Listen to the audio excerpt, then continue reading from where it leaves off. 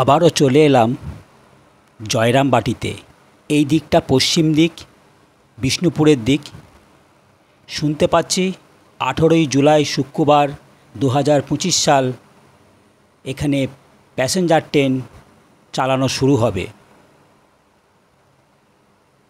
তাই দেখতে এলাম বা আপনাদের দেখাতে এলাম যে 1 নম্বর প্ল্যাটফর্ম সম্পূর্ণ কমপ্লিট হয়ে আছে, কারণ যেহেতু সিআরএস হয়ে গেছে।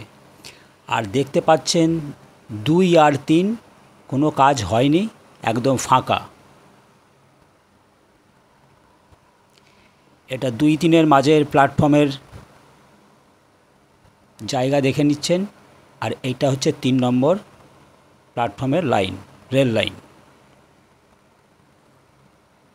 আর ঠিক পশ্চিম প্রান্তে স্টেশনের শেষে এই পায়খানা বাথরুম দেখতেই পাচ্ছেন।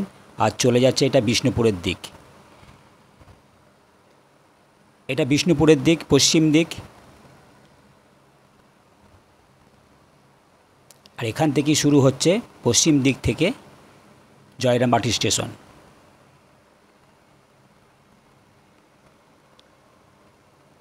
ইলেকট্রিকের পোল, রাত্রে আলো জ্বলে।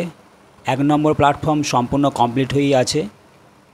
যেটা বলছিলাম যে 18ই জুলাই শুক্রবার 2025 সাল নতুন প্যাসেঞ্জার ট্রেন নাকি উদ্বোধন হবে, সেটা শুনতে পাচ্ছি। কিন্তু তার আগে একটা কথা বলে দিই, যদি ট্রেন চালু হয় 18ই জুলাই, সেটা তো জয়রামবাটির জন্য একটা খুশির খবর। কিন্তু একটা খারাপ খবর আছে, প্যাসেঞ্জাররা নেমে যে তারা গন্তব্যস্থলে যাবে, প্ল্যাটফর্মের আসার বা প্ল্যাটফর্ম থেকে নেমে যাওয়া, সে রাস্তাটা কিন্তু কাদায় জঘন্য হয়ে আছে। সেটা আপনাদের শেষে দেখাবো। এইগুলো হচ্ছে পশ্চিম দিকে সব কামরাগুলো পড়বে। এই দেখুন, মাটিতে একটু বসে গেছে, ফেটে গেছে। ওই হচ্ছে 1 নম্বর প্ল্যাটফর্মের শেড, ওই হচ্ছে স্টেশন বিল্ডিং, ওটা হচ্ছে 2-3-এর শেড। শেষে দেখাবো কতটা কাদা এই স্টেশনে আসতে গেলে।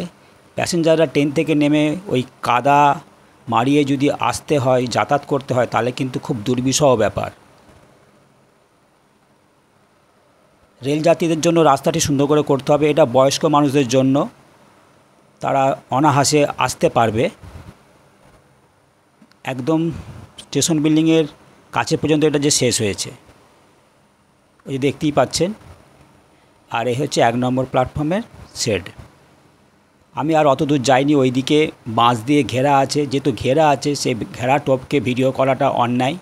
আমি যখন গেছি তখন 7টা বাজে, কেউ কোথাও নেই, দেখতেই পাচ্ছেন। আমি আবার পশ্চিম দিক দিয়ে হয়ে ফিরে যাচ্ছি। আমি কিভাবে কষ্ট করে এই জায়গাতে এলাম। 21 নম্বর বাস স্ট্যান্ড থেকে স্টেশনে আসা যায়, সে রাস্তাটাও অতি জঘন্য। মোটরসাইকেল চালাবার বছর উপযুক্ত নয়, রাস্তাটা রেডি করা হয়নি। প্যাসেঞ্জাররা যাবে কিভাবে, আমি কিভাবে উঠে এলাম সেটা আপনাদের দেখাচ্ছি। এই দেখুন, আমি ঠিক এইখান দিয়ে কষ্ট করে স্লিপ মারছে ওপরে উঠেছি। আর আমার মোটরসাইকেল এখানে রাখা আছে, সেটা দেখাচ্ছি কোথায় রেখে আমি মোটরসাইকেলে উঠেছি। এই দেখুন, এইভাবে আমাকে ওই একদম শেষে, প্ল্যাটফর্মের শেষের দিকে বুঝতে হচ্ছে। ওই জায়গায় জিসিবি গাড়ি দাঁড়িয়ে আছে, এখানে শ্রমিক ভাইরা থাকে।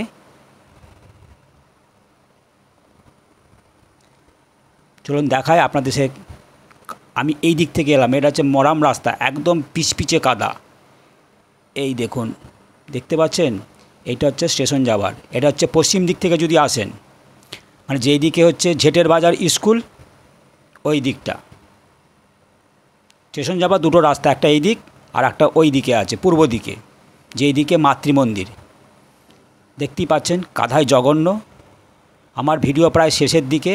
এই দেখুন, দেখতেই পাচ্ছেন।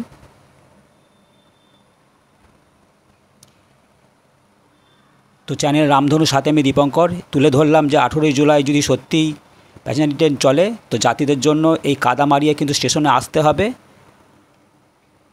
আর ট্রেন থেকে নামতে হবে এই কাদা মারিয়ে। এইটুকু আজকে ভিডিও। সকলে ভালো থাকবেন, সুস্থ থাকবেন। চ্যানেল রামধনুর সাথে আমি দীপঙ্কর। সকলকে অসংখ্য অসংখ্য ধন্যবাদ।